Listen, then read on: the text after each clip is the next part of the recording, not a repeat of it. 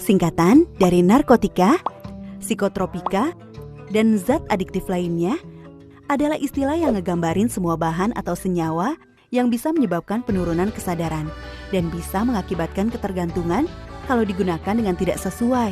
Penyalahgunaan narkoba bisa membuat kita kecanduan yang akhirnya bikin kita terus-terusan mengkonsumsi narkoba dengan jumlah yang makin banyak pula. Dampak kecanduan narkoba bakal dirasakan oleh otak kita, terutama otak bagian depan yang fungsinya mengatur gerakan, ucapan, perilaku, memori, emosi, dan kepribadian kita. Kita jadi nggak bisa berpikir jernih, gampang lupa, dan sulit berkonsentrasi.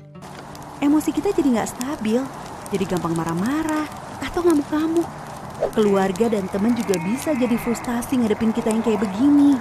Yang bikin serem, fungsi otak kita belum tentu bisa pulih lagi, walaupun kita udah berhenti menggunakan narkoba. Nah, bayangin sekarang, kalau ini terjadi di masa pandemi kayak sekarang ini. Udah kesepian, depresi, stres gara-gara pandemi, masih ditambah lagi depresi dan kesepian karena dijauhin teman dan keluarga. Kebayang gak sih? Kita ngajakin teman untuk mabar game online, tapi gak ada yang mau. Bukan karena kita jago mainnya, tapi karena takut pas lagi asik main, kita tiba-tiba ngegas gak jelas cuma gara-gara hal sepele. Males kan?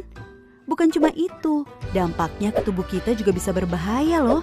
Beberapa hasil penelitian bilang kalau penyalahgunaan narkoba bisa berdampak pada penurunan kekebalan tubuh kita. Akibatnya tubuh jadi lebih gampang terserang virus, seperti virus corona yang lagi rame-ramenya sekarang ini. Makin serem kan? Nah, setelah tahu dampak negatif narkoba, terus gimana dong caranya supaya kita nggak kejerumus menyalahgunakan narkoba, terutama di masa pandemi seperti sekarang ini nih? Banyak teman-teman yang menggunakan narkoba gara-gara mereka merasa kesepian dan gak punya teman. Jadi mereka gak punya tempat curhat saat stres.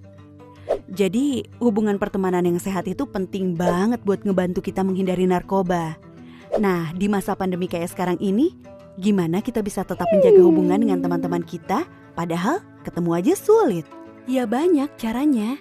Misalkan begitu selesai sekolah online, jangan cabut dulu, tapi sempetin ngobrol sebentar sama teman-teman.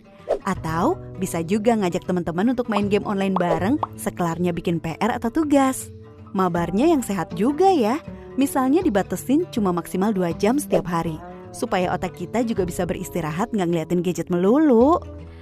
Tapi selain teman-teman sekolah, jangan lupa kita masih punya teman yang jaraknya nggak jauh dan bisa kita ajak ngobrol kapan aja, yaitu keluarga kita sendiri. Ingat, masa pandemi ini bisa bikin stres siapa aja, termasuk kakak, adik, atau orang tua kita. Nah, daripada stres sendiri-sendiri, kenapa nggak sekali-sekali kita ngobrol sama mereka sambil sekalian curhat, ya kan? Kadang-kadang ngobrolin masalah yang selama ini kita pendam sendiri dengan keluarga bisa bikin perasaan kita jadi lebih lega dan meringankan beban pikiran kita juga.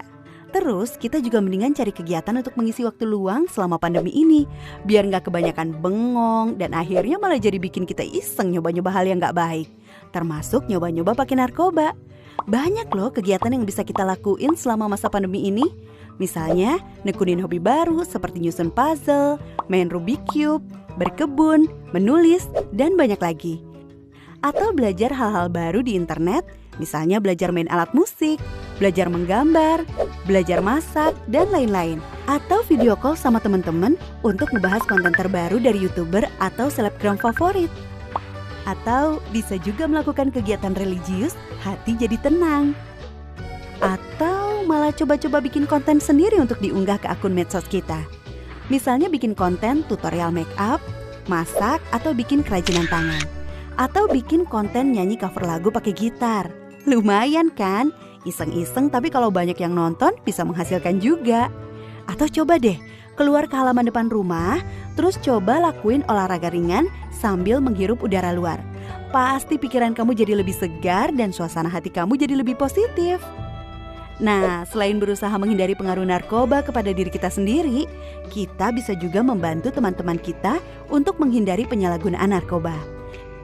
Istilah kerennya, kita bisa ikut jadi agen perubahan gitu.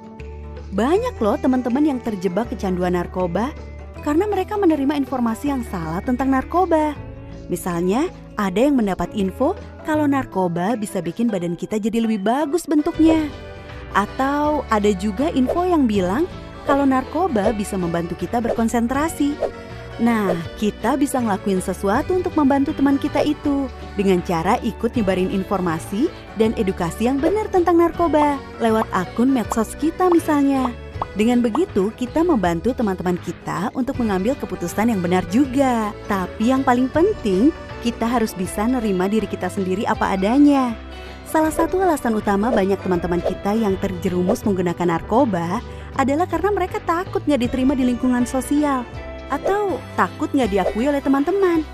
Kita harus bisa cinta sama diri kita sendiri karena tiap manusia itu istimewa dan unik. Dan kita nggak perlu penilaian orang lain untuk tahu seberapa istimewanya kita. Kita bisa jadi keren tanpa harus selalu ikut-ikutan orang lain kok. Jangan takut untuk bilang enggak sama teman-teman kita yang nawarin untuk pakai narkoba. Dan gak usah takut kehilangan teman gara-gara itu. Teman yang baik pasti akan ngedukung kita ngelakuin sesuatu yang baik juga.